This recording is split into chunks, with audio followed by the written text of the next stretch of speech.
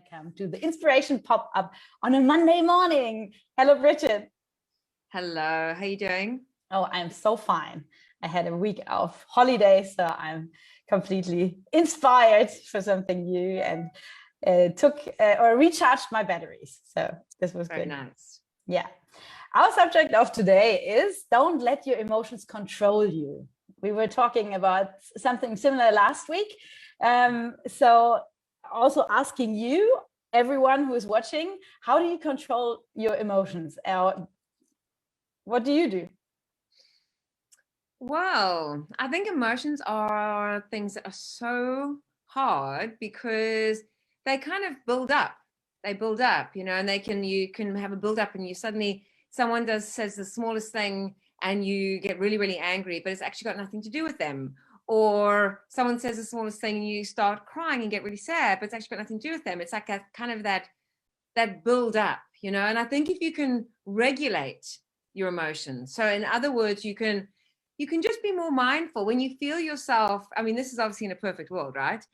But if you can feel yourself, feeling a bit angst, feeling a bit irritable, feeling a bit sad, then just kind of step away. And I think that's why the huge thing, which I know you and I have spoken about before from a coaching side, is self-awareness. That is a huge benefit of getting a coach and having coaching, is self-awareness, because very often you only react once something's happened.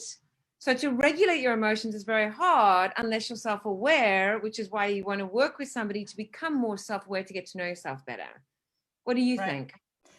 Yeah, I realized as well when I did my coaching training that to give space to the emotions you don't embrace normally, so like anger, fear, lots of these, I would say, negative emotions, what we don't want to feel, because like if we have joy and engagement and everything, we don't, also we like it, no? So this is really a thing, not to suppress them, but to feel them.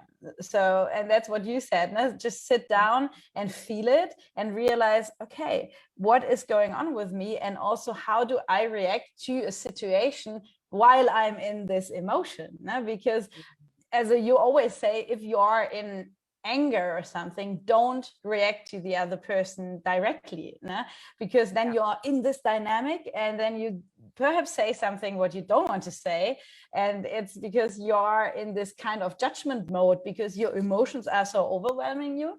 So just take your time. And also there is a thing, step away locally. So if there is an argument with the person in the room and you don't know what to say, or because you're overwhelmed or you're starting to cry, just get out of this situation and breathe, and then take some moments and then start again, or start again the next day. And I think a big thing is knowing your triggers, because I think we've all got triggers, but the triggers I think very often are, and I always hate blaming parents, and I'm not blaming parents at all, but we come from somewhere, and I think a lot of our triggers have to do with growing up and childhood stuff that we have, and those triggers, when you know what those triggers are, you can manage them better. But the whole thing is, it's very hard to manage your emotions if you don't know yourself, if you don't know what your triggers are. It's then you're going to be reactive, and half the time you're not even knowing why you are being reactive. And the other thing is also really own your emotions, no? So it's this thing when you realize, okay, this is it, and then accept it, that's for sure. And then also, okay, it's now here, and then how do I react with this? I always say, like, you have a jacket on it, and then see how you act with the jacket and how you would act without the jacket, and then ask the people as well. For me, it was a really mind-blowing question, even if it sounds so easy. For what does it serve you, this emotion in the moment? Or if you go back to the victim mode all the time, or you go back in your head all the time, it serves you somehow, like as a protection, or as being seen, because I'm so bad, I'm feeling so bad. So this is no, it's not just your emotions, you are more than your emotions. So just try to cope with it. No? Yeah, I think the other thing is to be comfortable with the emotion. You know, when you're feeling really, really sad and you're crying, and I don't know if you've ever had those days where you cry, and it's not a little cute cry for an hour, but it's like basically it's a cry kind of throughout. I don't know, maybe it's a woman thing, but you cry kind of throughout the day, you know, and you can't seem to actually get it together because you just keep crying. And then you just don't want to feel that. And it's not comfortable. And it's actually really hard just to sit in it and go, it's okay. It is what it is, you know, but that can be hard, you know. Do you want to distract yourself or make yourself laugh or go and hang out with friends or just not to feel whatever you're feeling? And I think there's power in just sitting in it. Mm-hmm. Yeah. I don't know endless, but yeah, right. Or also, I can also share an experience I had in my holidays, because I went with another coaching colleague to the holidays, and I had also a day where I had like somehow a sadness in me, but I didn't know what it is. But I had the feeling it's going to explode, but I couldn't really cry. So sometimes I don't manage it to do it to let it go because it doesn't want to. I don't know. I don't allow it. I don't know. And I thought, okay, I talked to her, and I thought when I just say to her, it will just explode, but it didn't. But she is also a coach from our method of the horizontal 8. But then, she just sit with me for almost 45 minutes. And then we went to the feelings. It came to a kind of a resistance. I got the feeling I had to vomit, but then it went through the body. So it's called emotions because you move the emotions, no? And it felt so much better the day after or already in the evening. So sometimes you need somebody like a buddy or like a coach who helps you getting through the emotions. And I tell you, it makes such a difference to your consciousness and also to your feeling in the body, feeling in yourself. It's so good. But I didn't know that.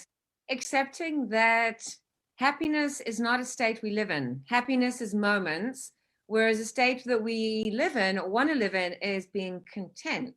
But yet we can't live in nothing about it. Like life isn't just flatlining. It's all, so we're never going to be in one state all the time. It's continuously going to go from happy, sad, joy, content, you know, all these various emotions are going to be passing through. Yeah, I also hear this picture from another coach who does a very good podcast in Germany. And she said as well, if you go to a doctor and you do this examination, I don't know, with the zigzagging, I don't know what the English word for is, the KG in German. And then when are you alive? When it's like this, continuously up and down, if it's flat, you're dead. Mm-hmm. And I always wanted to have just the happiness, always, for many years, for 30 years. Oh, yeah. And I suppressed the other emotions. And that took me to a burnout because it was a pattern to be the clown, to be the happy person. And I love to be a happy person. It's a part of myself, but I didn't allow the other ones. And I tell you, my life is so much livelier since I allow this. Yeah. Mm-hmm. And you feel so much more alive. So I can just encourage everyone to feel the not so good emotions, because it makes a different feeling in your body, in your life. Yeah, I think also if you are in a place where you are feeling not motivated or you're feeling stuck, so it's kind of emotion that you can work through with a coach, that would be a really, really good thing to do, because you don't want to stay in that space. You don't want to stay stuck or stay unmotivated or stay disillusioned. Right. And we are here for you. So if you want, just connect to us. We are happy to help. Yeah. See you next Monday. Bye-bye. Bye.